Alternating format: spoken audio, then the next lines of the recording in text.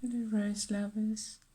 Today here from my garden in Italy I'm just going to show you some of the roses that I picked. This is Tess, an English rose. This is Oklahoma, and I usually put them with the lace cap hydrangea, in this case pink, sometimes blue, and this is Spirea, which is perfect for roses if you want to. It's just so easy, you literally stuff them in, and this is Golden Celebration. And this is another way you can maybe make a quick arrangement if you get a single rose or a bunch of roses, and you can put it with a lace cap hydrangea. I find these little Campari bottles so terribly useful, so I collect them, because to put a single rose or just a little vignette, something you found along the way.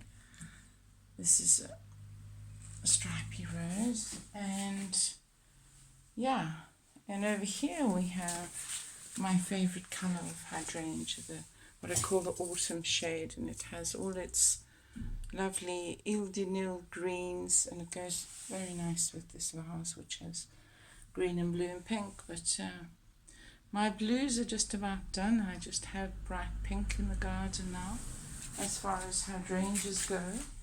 And if I just come over here, I could show you perhaps, because I've put him in the shade so he doesn't get heat distressed, because keeping your roses maybe in the fridge overnight, if you have a big enough refrigerator, or at least in the coolest part of your home in summer, where you can let a cool breeze of the evening come by.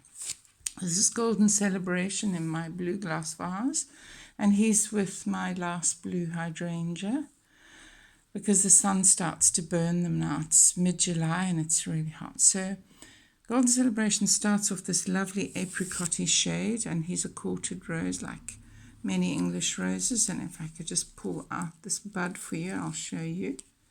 And so they start off pretty much like that, and then when they open, they have these lovely scalloped edges and this buff color, I suppose you could call it. It's a lovely creamy buff color, and they really look wonderful in wedding photos or just around the house, really. So there's some of the things happening in my house.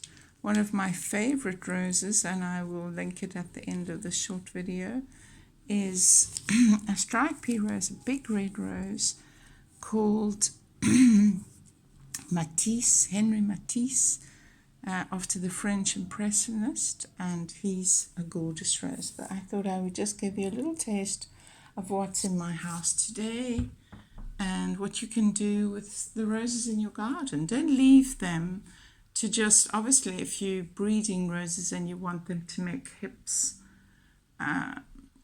where they can put their seeds, when you can gather the seeds, then that's fine. But otherwise, I just find that most people, after it rains, they just let all the roses just droop, and they don't deadhead them or pick them for the house. One of the joys of having roses is that you can always have fresh roses in your home. And so every day I have 1 or 2 or 3 or 4, many roses in my house. Generally my antique rose, here she is, but she's just going off now. She's been here for a week already. She's always gracing my home. So, different seasons call for different things. This is some lavender that I picked from my garden this week. And yeah, it's gone dried, but that's okay. And over here, perhaps I could show you the last of the stripy Henri Matisse. Oh, no, we only have petals left. So then when they fall, I just gather all the petals up. This is the stripy Henri Matisse rose, which I love so much, and has a gorgeous perfume.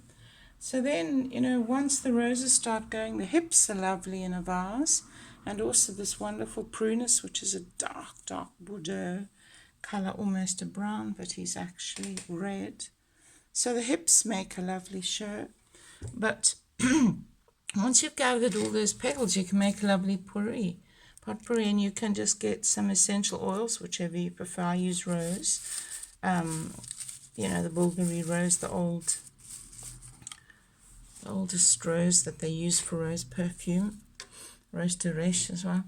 And it gives us this lovely sort of ambient perfume into your home. Don't get something heady like vanilla or whatever, because some people don't like perfumes, around them. They're sensitive to them. But if you just get a real rose essence and you put a little bit on some sticks, that'll just perfume all those petals. And I stir it up every now and then just to release the fragrance. And when someone's coming over for tea or whatever, it's rather lovely. These are the dark red leaves of the prunus. And these two vases were a gift, a wedding gift, and they are hand-blown Murano glass. And they're not really my country style, but they are rather beautiful in that they're striped. So they really look lovely with dark red roses. So there we are. That was a little